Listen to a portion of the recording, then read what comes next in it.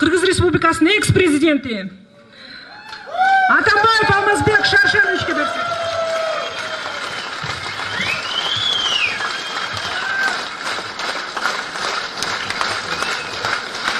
Рахмат.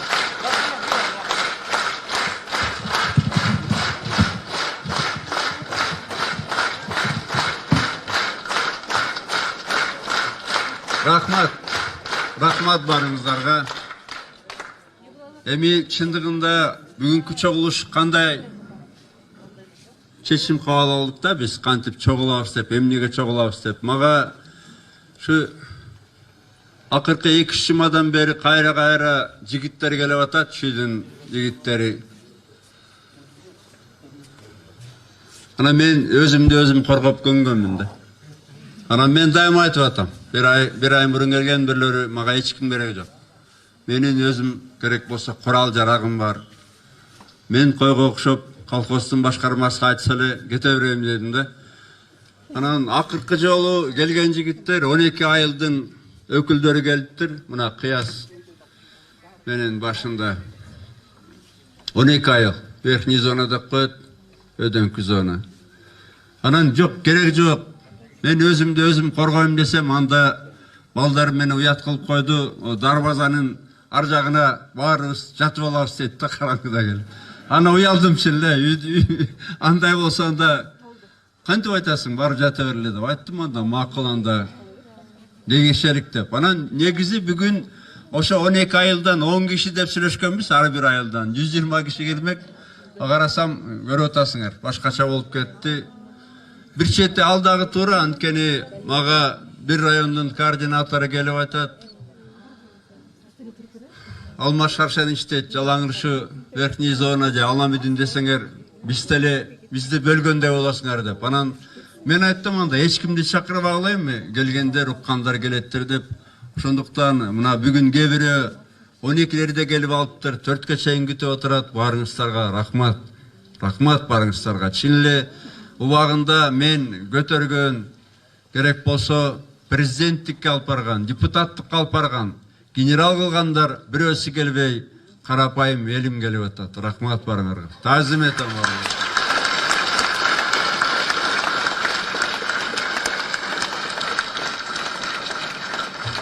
Мен bir жерим чын эле, мен дайыма ар адамды өзүмдөй көрөм да. Кечир десе кечирип коем. Кандай кылса ишенем. Анткени ушул жактан айтып кетти, убагында Атамбаевке асмандан нур түшкөн деп. Айылдыктар деле анды билет, эмне болгонун, кандай болгонун. Бирок чын эле Кудай мени дайыма эркелетип жүрөт да. Мына өзүм айылдаштарым көзүнчө айтайын, 89-жылы фирма форум түзгөм. Азыр ушак болуп атпайбы ар кайсы Атамбаев карыз сураган, акчасы жок жүргөн деп. Ошо 91-жылдан бери өз айылыма жыл сайын 100-дөгөн мүшөк un таратам. Турабы айылдыкта? 91-жылдан бери. Дээрлик 30 жыл болоюн деп калды да. Анда башкасын айтпай эле коеюн. Мен дайыма баарына берип көнгөнмүн. Анткени Кудай мага дайыма көп берет.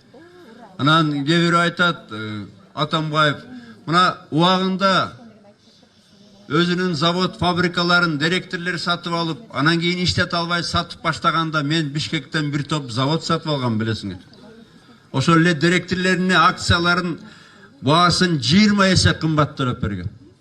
Акциясын мисалы 1000 сомго алса, мага 20 000 сомдо сатса да сатып алгам. Анткени Кудай мага чын эле албетте башта берген, шыкта берген, мага кандай бир бизнес кыла коюп, урдабай эле өзүм таап койчумун эле. Мына Бишкектен китеп чыгарып, миллиондоп Москвага жөнөтчүмүн, вагондоп. Ошондуктан билесиңер, ошол эле Бишкектин ортосунда мына азыр форум турган жерден баштап Правдага чейин азыр Ибраимова. Ошол жердин баары тең килтеген имараттары менен кошо Атамбаевдин заводдорунуку болчу. 60-70 гектар. Мына ошол эле мечетти салдым 7-апрель шейиттери үчүн. Ал жерди мен 25 жыл мурун алгам. 25 жыл 2 гектар. Кудай ушу мечет үчүн деп сакталсын деп койдуруптур да. Анткени башка бирөө ошончо жерге 5-10 үй салып туруп бир 40-50 миллион сом, 40-50 миллион доллар тапмак да азыр. Ушундай мезгилде сала коюп. Мага эч качан максат жок болчу, акча табайын, бирөөдөн алайын деп. Мен эч качан бирөөдөн пара алган эмесмин, Кудайтыр. Мен дайыма берчүмүн. Керек болсо ошол эле Иса Мурмукулов болобу, башкасы болчу, аларга да берчүмүн. Аягына чейин акчасы өтөп, бул жүдөп жүрөм дегенденчи.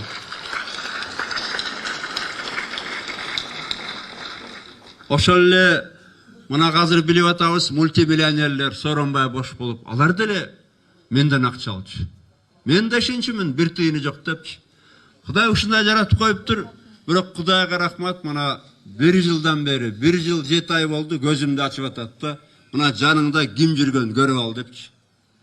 Элиме рахмат. Анткени мен 24 жыл ишенип жүргөн адам ойлоно окшойт, кыргыз элиндагы 24 жыл алдым деп. 24 жыл эмес, 24 ай алдай албай койду. 1 жыл ишенди, 12 ай. Андан кийин элдин көзү ачылып атат. Мындан ары ого бетерден ачылат. Анткени мына коррупционер Атамбаев тиги бу биз күрөшүп атабыз коррупция менен дейт. Мына кече эле маалыматтар чыкты, расмий маалыматтар. Атамбаевдин кезинде, мына Кубан Кулматов иштеп аткан кезинде, ошол эле Бажыда, таможняда 3 жылда 3 эсе көбөйткөн сборлорду. Мына кече айтып атат, ушул жылы таможня тескерисинче өзүнүн планын өткөн жылдан чогултуп атат.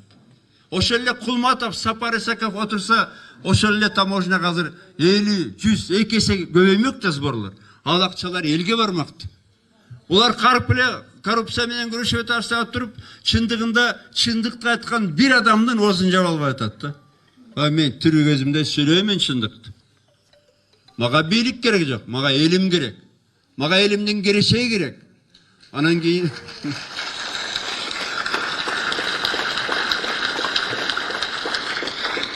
анан коррупция менен күрөшөм дегендер көрүп атасыңар чындыгында кандай болуп атат. Албетте менин де күнөөм бар, ушундайларга ишенип, көзүм убагында такыр жаап коюптур дагыдай. Туура айтат Сооронбай Жээнбеков, мына Атамбаевдин кезинде бир мафиозный группа түзүлгөн деп. Башында өзү турат. Өзү турат башында. Матраимов, Жээнбековдардын кланы. Албетте Кыргызстанда налогтор чогулбайт, анткени налогтор жетпей эле мындан ары керектүү адамдардын чөктөрүнө кетип атат. Мына убагында жашынып жүргөн уурлар азыр той топурларда бийлеп жүрөт кучакташып.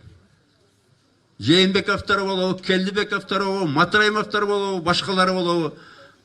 Анан кийин бизди кой катары көрүп атат. 1 жыл мурун билесиңер, 1 жыл ашып кетти. Ошол эле Сапар Исаков, Кулматовдорду камаганда мен айткам, райым үчүн камады деп. Анда эч ким ишенген эмес.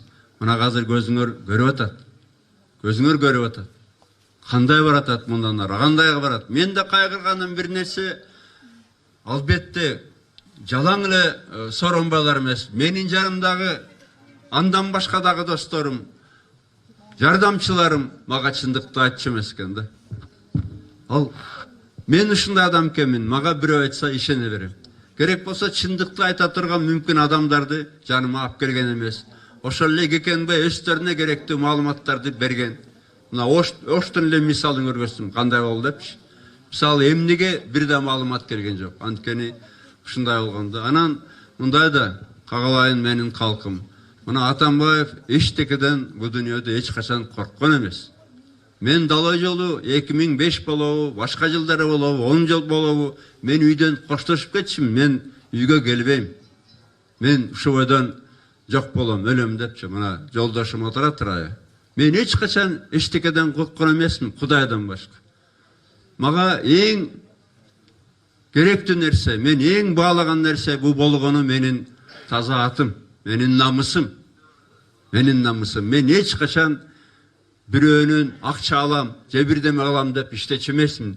Жалаң эле Бишкектеги заводдор эмес, чет элде дагы килтейген ишканаларым бар болчу. Ал дагы секрет эмес да. Керек болсо журналисттер барып текшерип келди, ошо качан бар. Стамбул, Измирге чейин. Эмне дерлем? Албетте кайгырып атканым бир нерсе, мына ошол эле Сооронбай Жээнбеков менен сүйлөшүп атканда айткам да, мына карачы кандай өкмөт. Сапар Исаков 39 жашта. Кээ бир министрлери 33 жашта, кээ бири 32 жашта. Мисалы Айбек Калиев 30-та болчу. Мына жалаң жаштар. Мына азыр Украина Зеленский деп атабы, биздин өкмөт андан мурун келген. Бирок ойлодум да бир аксакал болсун, карап турсун, байкелик кылсын, акелик кылсын деп Сооронбай дагы айткан, мен буларга байкелик кылам деп. Анан кийин Сапар Исаков, билесиңер, Райым Матраимовду иштен алган 23 ноябрда. Ошондо Сапар Исаков мага да телефон чалган. Мени кайра Сооронбай Жээнбеков кечинде да, түндө да чалды, иштен алып атыгыбы деп. Анан мен айттым, өзүң чеч десем, ал таза бала болчу. Кандай ушуп жүрбөсүн, бул таза адам болчу Сапар. Азырда таза. Келечекте Кыргызстанды башкара турган балдар ушу Сапар Исаковдай балдар. Анан кийин мага да келген, мисалы өткөн жылы 1 жылдан ашып кетти. Сапар Исаков менен Кубан Кулматов келип айтышты, бүгүн бизди камайт экен байке деп. Мен ишенген жок, мен айттым, күнөөңөр жок болсо кантип камасын дедим. Билесиңер, Кубан Кулматовго койгондо болсо орустун паспорту бар деп догогон да.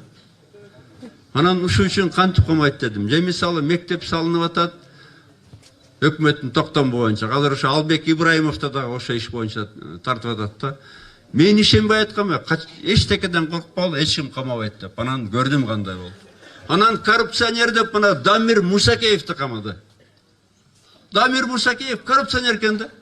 Сооронбайдын тегерегиндеги жанагы сассыган уурлар азыр апакай болуп сүйлөп атпайбы? Апакай болуп. Анан кийин биздин жанагы тарынып атат Чимкирит десем, Чимкирит депутаттар, өкмөт башчылар ошондой уурларга той топорларына барып атпайбы? Анан мен муну өзүм колдогон, тамдаган Сооронбай Жээнбеков башында турса, ушул мафиянын мен муну кантип сүйлөбөй турам? Мен бу дүйнөдө бардыгын көргөм. Мүмкүн Кудай мени ушунчун убагында жаратып, ошондон бери ушунда колдоп келатат да мени. Мына убагы келгенде, жок дегенде сен туруп бер деп. Анткени кыргыз элинин келечеги керек бизге. Жанагы ушул жерден Жумгалдык жигитибиз айткандай, бизге балдарыбызга келечек керек. Кыргызстан татынакай көтөрүлүп баратканда. Билесиңер, мен 11-жылы президент болгондо, 10-жылы экономиканы карап атканда Кыргызстан кандай болчу? Свети жок, жолу жок, Ош-Жалабат өрттөнгөн. Пенсия, зарплата 2-3 миң сең. Анан кийин Кыргызстанды мындай бир Мотуевдин кебетесин көргөзчү да кайра Казакстанда. Мына кыргыздар мына депчи. Мотуев эми таарынбасын, бирок Мотуевдин ордуна көчмөндөр оюндарын көргөзүп, биз байыркы, эң байыркы элибиз деп Кыргызстандын башка бир келечегин көрсөтүп, тарыхын көрсөтүп, кыргыз элди көрсөтүп кеттик да. Утуна тургузуп кетти Кыргызстанды. Мындан ары түз эле иштесе, ошол эле өкмөткө, жаштарга жардам берсе Сооронбай, азыр Кыргызстан дүркүрөп өнүкмөктө. 1,5 жылдан бери татынакай ынтымак келген Кыргызстанга. Акыркы, билесиңер, мен президент кезимде акыркы 2-3 жыл эч ким бөлүнбөй калган түндүк түштүк. Анткени мен эч качан карачы эмесмин, ким кайсы региондон, ким кимдин тууганы. Да мен жарымдагы адамдардан адашып турам, бирок мен өзүмдүн бир да тууганымды бир бийликке алып барган жокмун. Мен эч качан эч кимден пара бер деп доолап же алган эмесмин. Мен дайыма Кудайга шүгүр айтып атпаймынбы? Мага Кудай ошончолук берген, дайыма мен берип жүргөмүн. Берип жүргөм. Жалаң эле шаардагы мешет эмес, ошо 25 жыл мурун Стерильникте мешет менен салган, билесиңер. Керек болсо кээ бири нан таппай жүргөндө, азыркы жанагы миллионерлер башы университетке барып, аягы үйүндө отурганда соску соруп, мен ошондо эле уже мындаларды кылчумун. Анткени Кудай мага дайыма берип жүргөн. Мындан дары дагы мен эчтекеден коркпойм, анткени Кудай өзү кордойт. Душмандарымды кордойт, мени колдойт, сактайт. Эгерде мен керегим бар болсо да. Ошондуктан мындай да, урматтуу менин калайык калкым. Мен ошо биринчи күндөн бери жанагы балдардын сөзүнө болгандан кийин албетте абдан уялдым, чын ачык айтайын. Анда байке үйүңдүн тегеретте жатып алабыз дейт. Андай болбойт албетте. Анан айттым, макул анда. Андай чечсеңер меними короо кенен. Албетте меники 100 гектар эмес. Бул тарамды 2,5 гектар. Бирок бул деле жетишет баарыбызга. Мен абдан бирок бактылуу адам экенмин. Анткени мына Кудай азыр да эркелетип атат. Bir yıl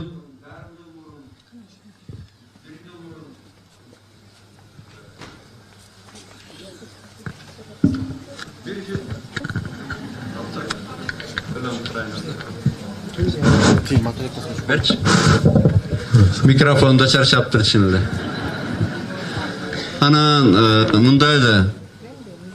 Кээ мага азыр кээ бирде мындай кайгырып келет да. Офиске барсам форумга бирлерди эле соротуп отурам. Мага дук бекенин ордуна келип туруп. Мени да бир чети мындай сөгүп кетишет да, кимди алып келдиң депчи. Ага да көнүп калдым.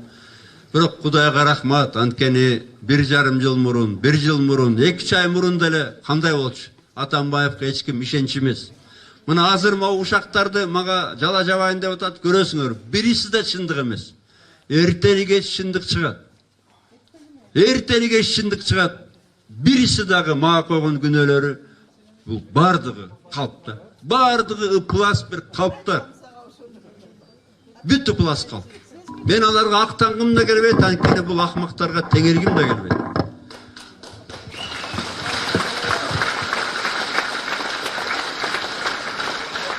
Анан кийин мындай да могу Сооронбай менен парламенттеги чимкириктер бир театр кылып атат. Атамбаевди соттойбуз депчи. Мен алардын сотуна бара турган адам эмесмин. Мен Кудайдын сотуна даярмын, элдин сотуна даярмын, тарыхтын сотуна даярмын.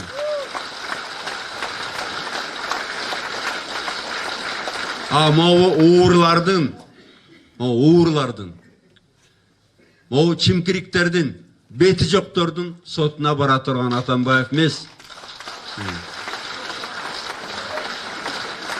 Мен толук бойдон ишенемин, көп өтпөй ушу өздөрү барат сотко. Бирок бул жолу мурунку Атамбаевге окшоп кечирип койбогула. Мен дагы кечирип койчумун, мен болгон депчи. Ошо Канат Исаевы болобу, Каныбек Иманалиев болобу, Мурмукулова болобу, Сооронбай болобу, эми бир жолу сатып коюптур, оңолот депчи. Бул жолу бул мага окшоп кечирсеңер дагы мындай экинчи буларга бир мамлекеттик кызмат албетте бербеш керек. Мындайларга экинчи кызмат бербеш керек.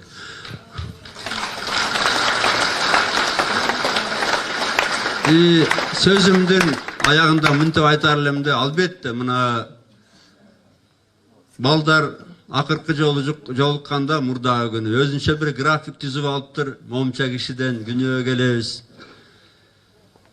Байке сизди кайтарабыз деп. Мен айтсам да болбой койду, ачык айтам. Болбой жатышат. Мен айтмай, менде винтовкасы да бар, тапанчасы да бар. Мен өзүм коргоп калам десем болбой атат. Эмне дейм? Мен тияка жаткыла деп айта албайм да. Мүмкүн азыр муну да башкача барат. Атамбаев элди чогултуп, мени коргоп бергиле деп жалынып атат деп. Атамбаев дайыма өзүн өзү коргоп көнгөн. Эчтекеден корккон эмес. Бирок бул балдарды көчөгө да мен жаткыра албайм. Айттым анда макул. Андай болсо мына могуну ачык айтайын, президенттиктен кеткенден кийин ушун боз үйдү бир музей кылайын дегем да. Атамбаев, экс-президент Атамбаевдин музейи деп. Бул деле кийин музей бир болот го, бул деле Атамбаевдин. Ошондуктан ушул жерге мындан ары эшиги ачык болот. Эми үйгө кирбегиле, көчөгө жаткыла деп албетте мен айта албайм. Ошондуктан мен абдан ыраазымын, айланайын элим. Мен дайыма ыраазымын, бирок бир чоң кайгы бар да, бир өтүнүчүм бар Кудайга. Мына 7 апрелде билесиңер канча киши өтүп кеткен. Андан кийин жарадар болгон балдар да өтүп кетти. Ошондуктан мына акыркы акчалар утуп туруп мечет салынды Бишкекте. Ушундай жаш балдардын өмүрүн Кудай албасын. Мен дайыма айтам, азыр да айткым келет балдарга. Кудай Бирөөнүн жанын алса, меникин алсын. Бирөөнүн каны төгүлсө, меники төгүлсүн. Биздин балдар аман болсун. Могу аймандар өзү эле кетет. Мына Анвар Атакчы айткандай, биринчиси 15 жыл отурду, экинчиси 5 жыл отурду, үчүнчүсү менимче кача турганы андан да аста отурат. Анткени минтип отурса, элди кой катары көрсө, тебелесе, эми эл деген тараза. Эл бардыгын көрүп атат. Эл 24 жыл элди алды албайсың. 24 эмес 4 жыл алды албайсың. Мына 1,5 жылда элдин көзү ачылды. Ошондуктан мен өзүмдүн атыман, үй бүлөмдүн атынан баарыңарга дагы бир жолу рахмат айткым келет, таазим этким келет. Эми балдарга да айтып атам, мен өзүмдү өзүм коргойм.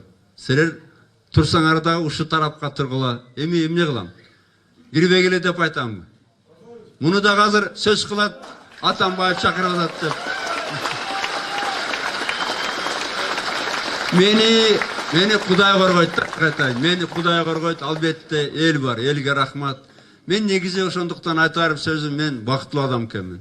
Мана азыр чын эле Жалал-Абад болобу, Ош болобу, Баткен болобу, Күй болобу, Нарын болобу, Талас болобу, Көл болобу, мына региондун баарынан элдер келип атат, телефон чалып атат, колдоп беребиз деп. Болбой эле бардык жерде Атамбаев жасаган нерсе калган. Атамбаев куруп кеткен мектеп болобу, жол болобу, электрлиния болобу, бардык жерде бирдеме бар. Азыр деле Атамбаев таап келген акча менен салынып атат ишканалар. Атамбаев түзүп кеткен армия турат Кыргызстанды сактап. Ошондуктан мен эч кандай арманым жок. Мен болгону тилегим бар, ушу Кудай кыргыз элимдин жолун ачып берсе экен. Могу сыноодон кесепети жок. Ынтымактуулук менен кан төгүлбөстөн Кыргызстаныбыз өтүп кетсе экен. Могу башы жоктор Кыргызстанды бөлүп аткан, кыргыздарды кой катары көрүп аткандар, Кудай акыл берип ойлонсо экен, иман берсе экен. Анткени Кыргызстанды карегибизде сакташыбыз керек. Кыргызстандын келечегин ойлошубуз керек. Албетте биз ыплас колго Кыргызстанды бере албайбыз. Атамбаев адашып бирөөгө ишенсе дагы кыргыз эл бар. Кыргыз эл көзүн ачып бардыгын көрүп атат. Ошондуктан урматтуу менин туугандарым, мекендештерим, кыргыз элим, Кыргызстанды жаратканыбыз колдосун. Жараткан элибизге ынтымак, жерибизге берекет берсин. Баарыңыздарга чоң рахмат. Таазим этем баарыңарга. Рахмат.